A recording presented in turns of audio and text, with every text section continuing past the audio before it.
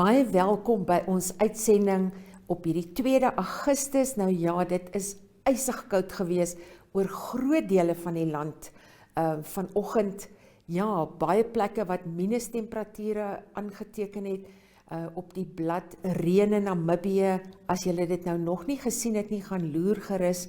Daar in die Swartrand is foto's geplaas van ysreën wat daar op 'n plaas geval het. En mense rapporteer wydenswyd op daai Facebookblad van temperature ver onder vriespunt. Nou ja, ek hoop nie julle het skade gehad nie. Ek het wel gehoor van hoenderboere wat kuikens verloor het en ek is seker daar was waarskynlik ook op ander plekke skade. So neem asseblief betyds voorsorg en hou julle diere beskik en beskerm.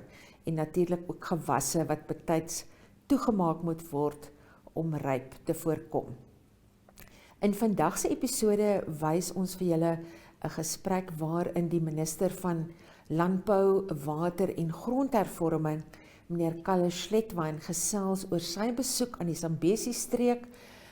Met verskeie belanghebbendes het hy daar vergader en hy het sy besoek gister op Maandag die 1 Augustus voortgesit in die Kavango-Oos en Weststreke, waar hy onder meer met belanghebbendes oor die groen skemas gesels het, maar luister gerus dan 'n nuusgesprek na wat hy te vertel het. En dan in die plaas toe segment gesels Andries van 'n Westhuizen van Stargrow oor die citrusbedryf, wat dit sal kos om 'n boord te vestig, en hy gesels ook oor watter variëteite, knoop my tong nou, watter variëteite die beste in Namibië sal aard.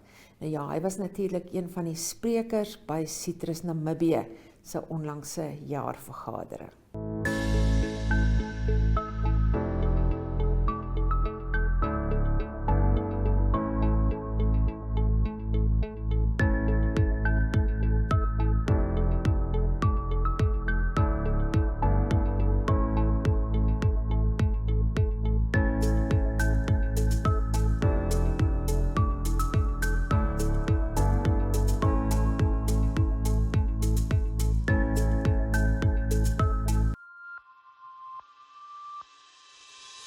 Funding part of it and the risk aspects that are related to the potato production is also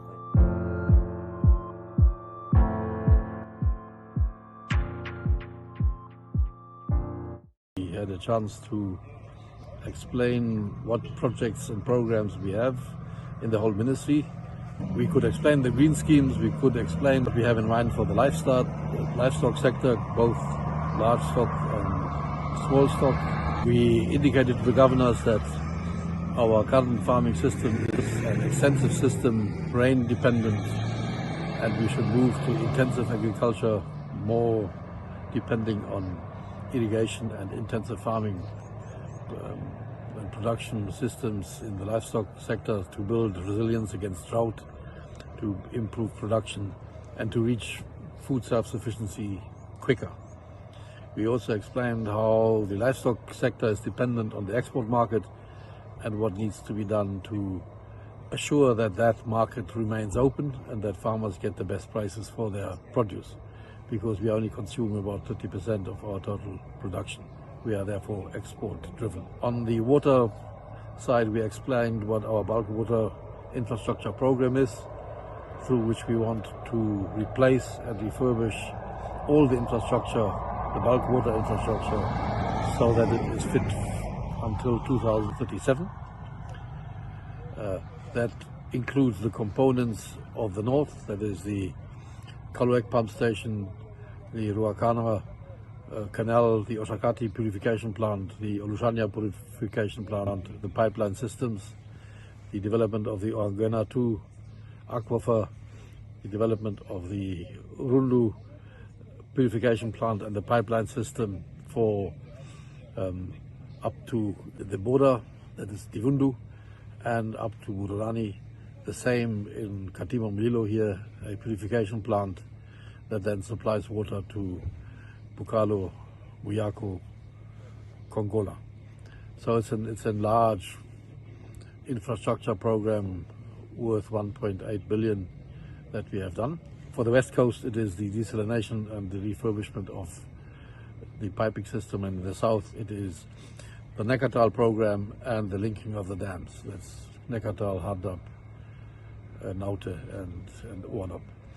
So those were the informations that we gave. We also gave information of what is in the budget for this year and what we have in the MTEF.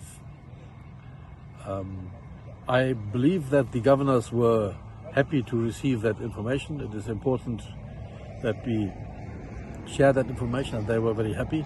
We were here on invitation of Chief Mamili at the Royal Palace, and we had a very fruitful meeting with the chief himself, Ingabella, and some councillors of his. The meeting concerned progress in implementing agricultural, water and land-related projects. We have identified some challenges. We have the Kadimali-Selo project that we started to develop, but serious vandalism occurred, and we raised that matter with the chief so that he can assist us to better control it.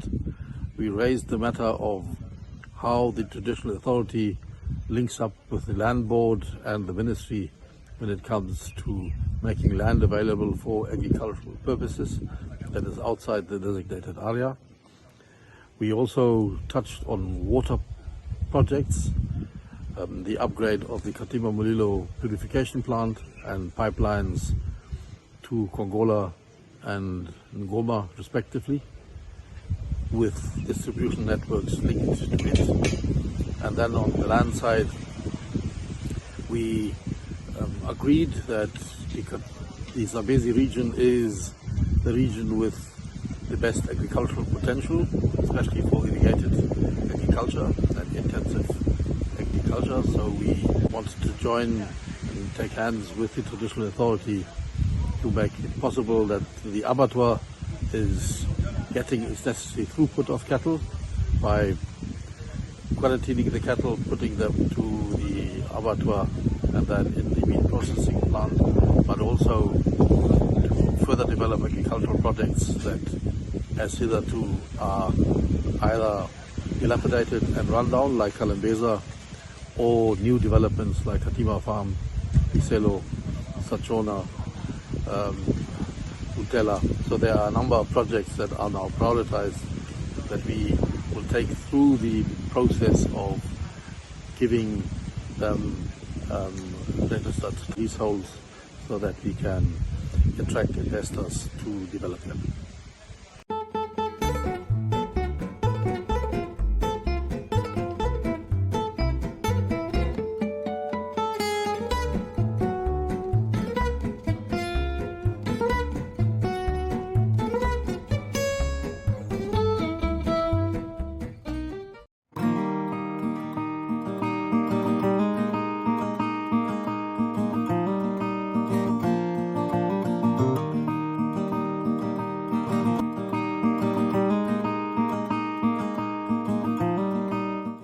Firstly, when you're planting an orchard, you have to consider a whole number of things.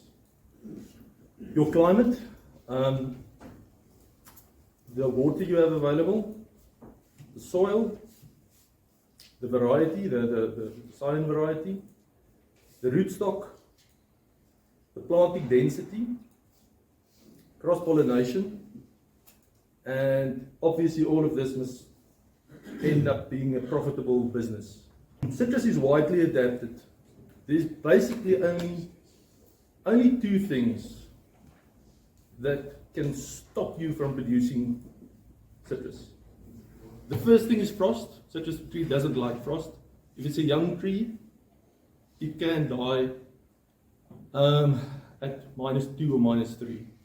If it's an older tree, it can sustain that kind of temperatures, but still frost is a major issue. Don't plant it where you know it's going to go -6 or whatever in the winter. It's not going to work. The second thing, in terms of climate, is the temperature during the variety's development of skin color. What what you want is a differential between your daytime and your nighttime temperature that turns the fruit from green to orange. There's a lot of citrus, local citrus, being grown into Africa, into northern countries from here. And if you go there, you'll see them. They are green on the outside, but they're ripe in the inside. Sweet, good, tastes good, but doesn't look good. To be able to export, obviously, you want it to look good as well. If you're going to do micro irrigation, which probably is a lot easier than drip irrigation, you'll need 8,500 cubic meters per water per year. This obviously is not a fixed number. If you have rain during summer, the number will go down. If you have a specific, very dry summertime, the number will go up a little bit. Drip irrigation is about 20% less. It's more expensive, so there's a tipping point there, depending on what your scarce resource is. Is it water, or is it land, or is it management? You can use this as a guide at least. And the other thing you have to look at is your EC of your water. EC of 1 is actually quite bad. So if your EC is above 1, citrus is not for you. Can you explain EC? It's the electrical conductivity. It's basically the more salt you have in the water, the easier it conducts electricity. And there's a scale there. Okay. This is usually not an issue. The electrical conductivity, the braakheid. Even during the harsh drought we had in the Western Cape, there's people that went over 1 in specific seasons, but it didn't kill their orchards. To start with, I would suggest anybody use micro if you have the water. Okay, looking at the cyan varieties, there's basically 4 categories, and there's hybrids, there's mutations. This is just a big picture what we farm with. Easy peelers, which is satsumas, clementines, and mandarins, lemon and limes, oranges, which is navels, valencias and late navels, and grapefruit. Here's maybe more the kind of thing you have to look at. It's mandarins. It's a big category. Lots of varieties.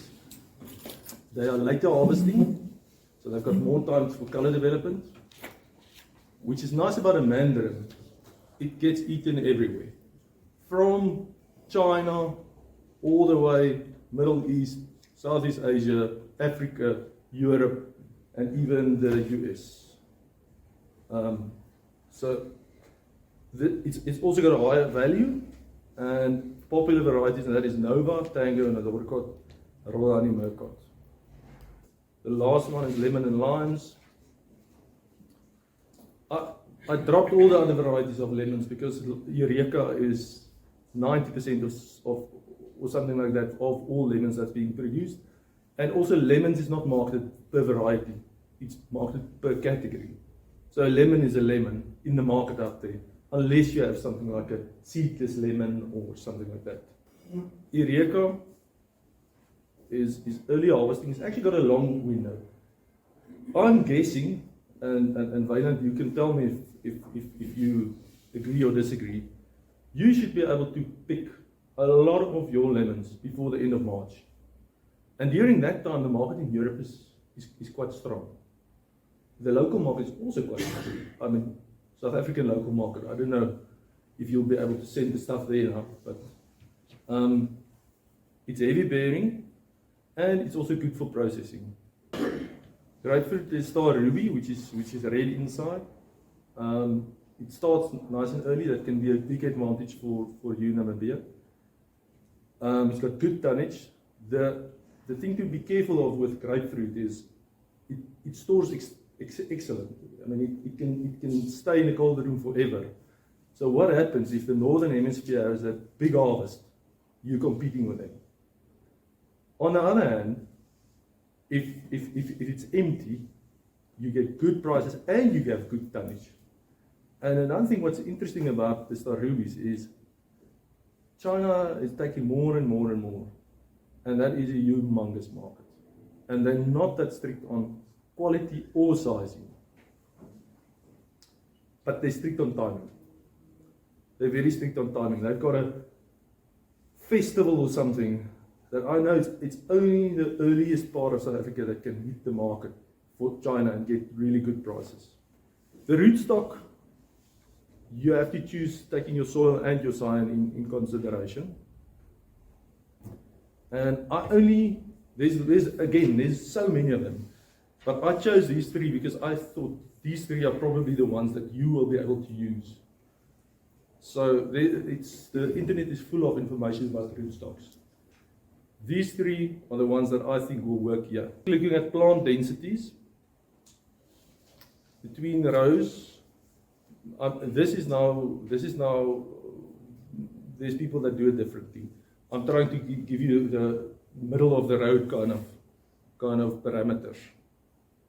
Between the rows, it's between 5.5 and 6.5 meters. Between trees in the rows, between 2 and 4 meters. And this is popular configurations. In the Western Cape, they tend to plant a bit closer together. So 7 to 7 is popular there. Even 800 and 1,000 people plant. I would suggest you use 66 or 555 in your conditions. That's 6 by 2.5 and 6 by 3. Establishment costs. There's operational cost, and then there's cash flow. These numbers comes from an orchard, actual orchard, planted in the Western Cape in 2018. All the costs have been adjusted for inflation. Okay, the summary looks like this. This comes out to 168,000, but I'm saying but because every farm differs. Let's look at the best case scenario. You already have your soil analysis and mapping done. You're planting there millies or whatever forever. You know your soil is correct, chemically correct. Irrigation you won't get away from. Labor, I don't know what you're paying for labor, but it make that a little bit less. Plant material you won't get away from. And then soil preparation, if you're not going to reach, it's already ripped or whatever, you'll spend money, but it won't be 39,000. Oh well, plant material can be cheaper if you plant more trees on a hectare. Less. Soil preparation, and then comes 115. So it's somewhere in between there. I don't think it will be more than 170, and probably it won't be more than 115. Okay, the operational cost, again, this was the farm that I took, that I have the information of, was a greenfields project. So they didn't have anything, it was an open piece of field. 37, year 1, 39, year 2. Remember year 1 is 6 months here, right? Because you're going to plant sometime during the summer, so it's actually 6 months, not a full year. Year 2, 39, year 3, 50, and then you start harvesting. Now between year 4 and full production, there's also it can be year 5, but more than likely there's something in between there.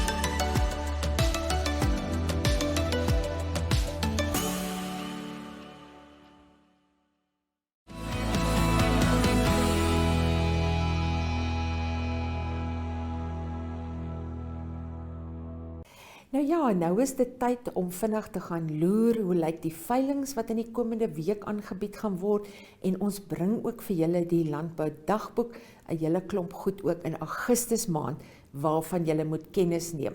Ek vra verskoning dat ek nie vandag vir julle die vleispryse gaan gee nie. Ek het ongelukkig 'n rekenaarprobleem ervaar en ek kon nie die vleispryse per e-pos ontvang nie, so ek vra verskoning daarvoor, maar kom ons kyk hoe lyk die veilings.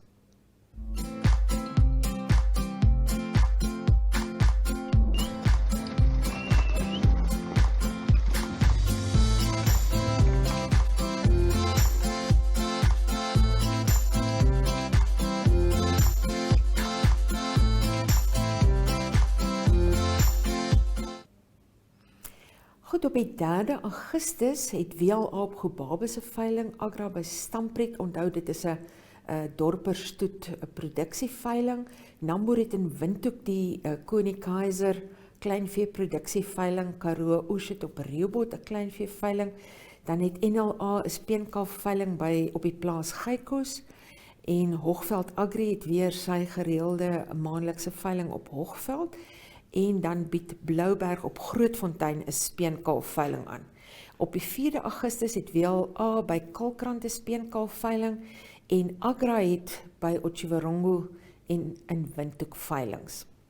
Op die 5 Augustus weer WLA by Rehoboth 'n grootvee veiling, Agra het op Gobabes en Mariental veilings, en Blouberg het 'n speenkalf veiling by Otawi, en dan op die 9 Augustus het Agra by Namatubis en in Windhoek 'n veilings. Die Windhoek veiling is die Namibia Genetics veiling. Dit is bulle en vroulike diere wat daar onder die hamer gaan kom, en NLA het by Bloemvelde 'n veiling.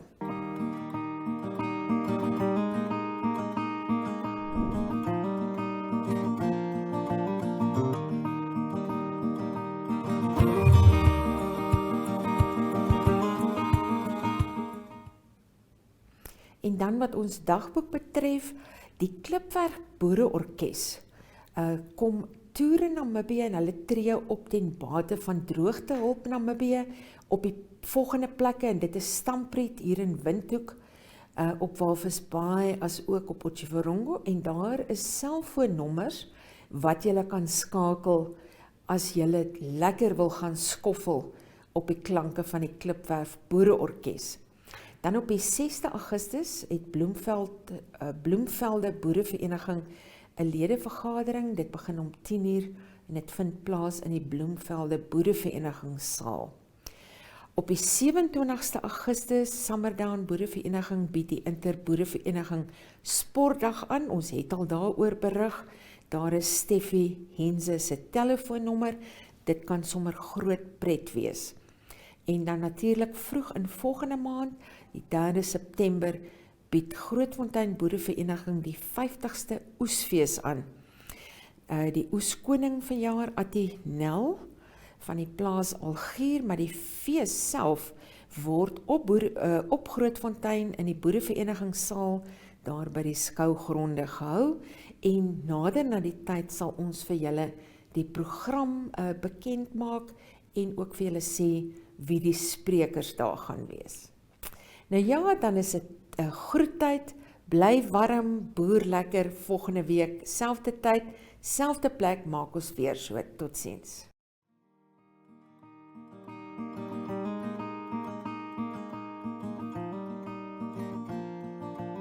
Agri Monitor is jou weeklikse landbouprogram, wat jou die jongste nuus bring oor die landboubedrywighede, produkte, dienste en onderwerpe wat hiermee verband hou.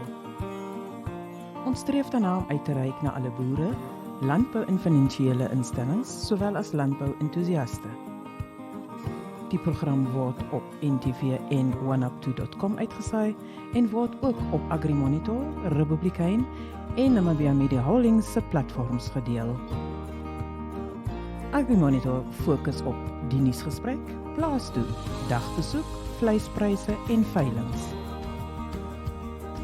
Vir enige advertensie of nuusverwante navrae, kontak agrimonitor@synergy.com.na.